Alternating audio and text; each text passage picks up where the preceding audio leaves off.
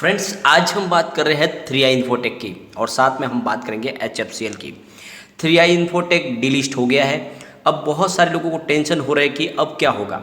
तो friends, 3i infotech ने जो अपनी डिलिस्टिंग की जो कार्रवाई की है उसके पीछे बहुत बड़ी वजह है और उसका जो नतीजा है वो आपके लिए बहुत ही अच्छा हो सकता है, बहुत ही ज़्यादा। तो क्या है वो सारी संभावना जानेंगे, आखिर इसकी क्या है पूरी प्रक्रिया और कब आपके शेयर वापस आपको मिल जाएंगे और कब उसका आपको फ़ायदा मिलेगा। तो सारी संभावनाओं को इस वीडियो के माध्यम से तलाशेंगे। साथ में HFCL ने बहुत ही ज़बरदस्त फंड रेजिंग की प्लानिंग की है क्योंकि उनका कारोबार लगातार अच्छा बन रहा है। कंपनी बहुत ही शानदार तरीके से प्रदर्शन कर रही है और अब 5G टेक्नोलॉजी के लिए कंपनी पूरी तरह से तैयार हो चुकी है। तो दोनों स्टॉक के अंदर निवेश का क्या जरिया बन रहा है। फिलहाल 3i इन्फोटेक आगे जब वापस रीलिस्टिंग होगी तो क्या वहाँ से ज़बरदस्त तेजी का संभावना बनेगी, तो सारी संभावनाओं को तलाशेंगे। लेकिन फ्रेंड, उससे पहले अगर आप पहली बार हमारे चैनल पे आए तो चैनल को सब्सक्राइब कर दीजिए, एक बेल आइकॉन दबा दीजिए ताकि जब भी नया वीडियो बने पहला नोटिफिकेशन आपको मिले। वीडियो पसंद आए तो लाइक शेयर जरूर कीजिए। चलो फ्रेंड्स, वीडियो स्टार्ट करते हैं। मैं हूँ आपका दोस्त SB दवे और हमारे अपने चैनल ऑनलाइन कमाई में आपका बहुत बहुत स्वागत है। फ्रेंड्स, सबसे पहले HFCL की बात कर लेते हैं।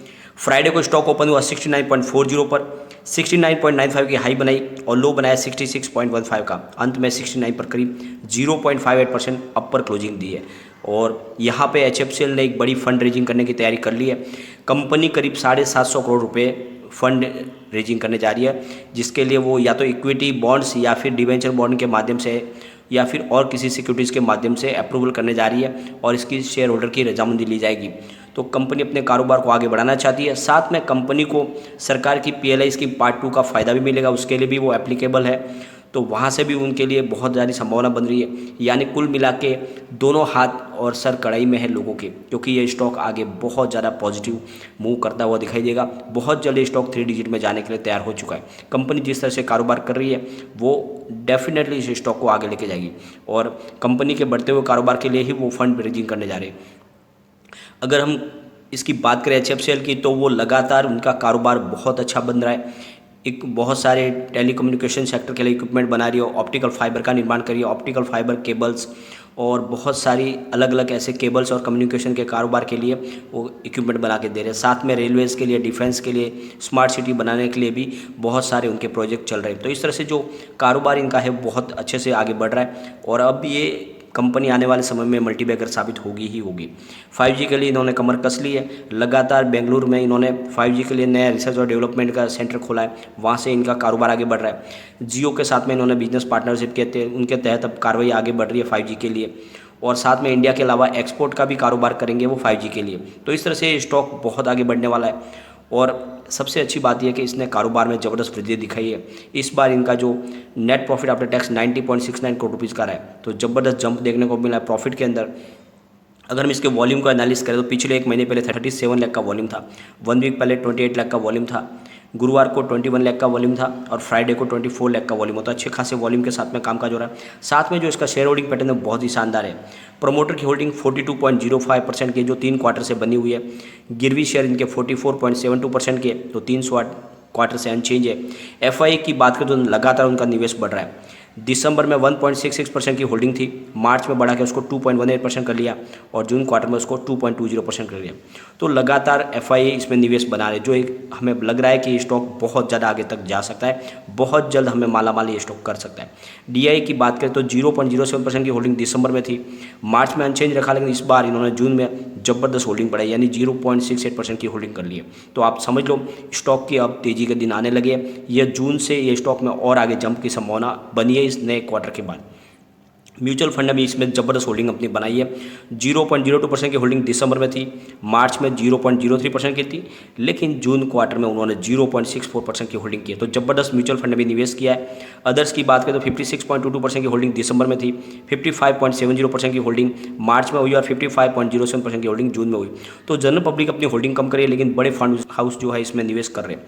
क्वांट स्मॉल कैप की बात करें तो 28.48 करोड़ रुपीज़ का निवेश किया है और क्वांट एक्टिव ने इसमें 14 करोड़ रुपीज़ का निवेश किया है। साथ में क्वांट टैक्स प्लान ने इसमें 10.93 करोड़ रुपीज़ का निवेश किया है। Nippon India Nifty small cap 250 ने 1.67 करोड़ रुपीज़ का निवेश किया है। Motilal Oswal Nifty small cap ने इसमें 1.58 करोड़ रुपीज़ का इन्वेस्टमेंट किया है। साथ में मोतीलाल ओसवाल निफ्टी 500 फंड ने 0.10 करोड़ रुपीज़ का निवेश किया है। ICICI Pru and S&P BSE 500 ने इसमें 0.03 करोड़ रुपीज़ का निवेश किया है। तो बड़े बड़े म्यूचुअल फंड इसमें निवेश कर रहे हैं। सबसे बड़ी बात, कम्युनिटी सेंटीमेंट 85% बाय की कॉल निकल के आ रही है, 5% मात्र सेल की कॉल है और 10% होल्ड की कॉल है, यानी 100 में से 95% लोग इसको लेना पसंद कर रहे हैं। और इसी से एक बात कह सकते हैं कि स्टॉक ज़बरदस्त तरीके से आगे बढ़ सकता है। आपको पता होगा इसकी पिछली हाई करीब 2100 के ऊपर थी, 2100 का स्टॉक है। इस बार ये स्टॉक डेफिनेटली दौड़ते हुए आपको 1000 तक जाता हुआ दिखाई देगा 5 साल के नज़रिए पे, अगर आप निवेश कर लेते हो तो। अगर हम इसके 52 वीक के लो की बात करें, मात्र 13.70 का था और इसका 52 वीक का हाई 95.70 का है। ज़बरदस्त प्रदर्शन किया है। और जून क्वार्टर के रिजल्ट को हम डिस्कस करते हैं, रिवेन्यू कंपनी का 1.21 थाउजेंड करोड़ रुपीज़ का निकल के आया है, यानी 72.47% की ईयर ऑन ईयर बेसिस पे बढ़त देखने को मिली है। नेट इनकम 87.83 करोड़ रुपीज़ की रही है, तो करीब 316.45% की शानदार बढ़त देखने को मिल रही है ईयर ऑन ईयर बेसिस पे। और डायलूटेड ईपीएस 0.68 है। नेट प्रॉफिट मार्जिन 7.28% रहा है, जहाँ पे हमें 141.86% की शानदार बढ़त देखने को मिल रही है। तो ज़बरदस्त रिजल्ट है। अगर हम इसके पिवट टेबल की बात करें तो यहाँ से स्टॉक के स्लिप होने पे 66.65% का फर्स्ट सपोर्ट है, सेकंड सपोर्ट 64.50 का है और थर्ड सपोर्ट 62.85 का है। और ऊपर की तरफ मूव करने पे फर्स्ट टारगेट 70.45 का निकल के आ रहा है, सेकंड टारगेट 72.10 का है और थर्ड टारगेट 74.25 का है। तो बहुत जल्द स्टॉक तेजी में ये 75 के पार हो सकता है। निवेश का अच्छा जरिया बन रहा है स्टॉक को, आपको इसको डेफिनेटली खरीदना चाहिए, क्योंकि एफआईआई, म्यूचुअल फंड और डीआई सब इसमें खरीदारी कर रहे हैं। ये स्टॉक बहुत ज़्यादा कमाल कर सकता है। और मैंने रेगुलरली आपको बोला है, जब इसकी प्राइस 20-30 रुपये के आसपास थी तब से मैंने खरीदारी के लिए रेगुलर बोला है, यह स्टॉक बहुत आगे तक जा सकता है। चलते हैं 3i इन्फोटेक के लिए। इस स्टॉक को भी हमने खरीदारी की सलाह दी थी और अब लोग कह रहे हैं कि ये तो डिलिस्ट हो गया, तो ये एक तरह से आपके लिए जैकपॉट है। आने वाले समय में ये आपको मालामाल करेगा। 3i इन्फोटेक की जो लास्ट क्लोजिंग रही वो 8.45 की रही है, 8.45, और इसने जो हाई बनाई अपर सर्किट में क्लोजिंग थी। और इसके पीछे वजह यही है कि यहाँ पे आपके लिए एक जैकपॉट साबित हो सकता है स्टॉक। जो कहने वाले कह रहे हैं कि आने वाले समय का ये रुचि सोया या आलोक इंडस्ट्रीज हो सकता है। आपको पता ही होगा रुचि सोया कि जब वापस रीलिस्टिंग हुई थी उसके बाद में लगातार तेज़ी बनी, 10-20 रुपये का स्टॉक आपको पता ही है सीधा 1500 पे चला गया, ज़बरदस्त तेज़ी बनी। वैसे ही आलोक इंडस्ट्रीज़ के साथ हुआ, 58 तक का हाई बनाया। तो यह है, इसके साथ भी होगा, क्योंकि कंपनी का प्लान ही वैसा है। कंपनी अपनी जो इसकी जो अमाउंट का जो है, इस जो प्लान बनाया गया है कंपनी के लिए 3i इन्फोटेक की तरफ से, तो कंपनी कैपिटल रिस्ट्रक्चरिंग का स्कीम के थ्रू अरेंजमेंट करने जा रही है। तो उसमें अपने शेयर होल्डर की अप्रूवल की ली जाएगी NCLT के माध्यम से, और उसके बाद में फिर एक नए प्लान के साथ में कंपनी अपने आप को रीलिस्ट करने वाली है। और इसके लिए जो समय है वो 3 से 6 महीने का कहा जा रहा है। इस समय के दौरान फिर से रीलिस्टिंग की जाएगी और उस समय जो इसकी प्राइस होगी वो काफ़ी ऊपर तक होगी लिस्टिंग। उसके पीछे वजह है कि कंपनी अपनी जो भी फेस वैल्यू उसको 90% कम करने वाली है, यानी अपनी कैपिटल को रिड्यूस करेगी। और इस वजह से जो इसकी लिस्टिंग होगी वो करीब 80 से 90 रुपये के आसपास होने की संभावना बन रही है।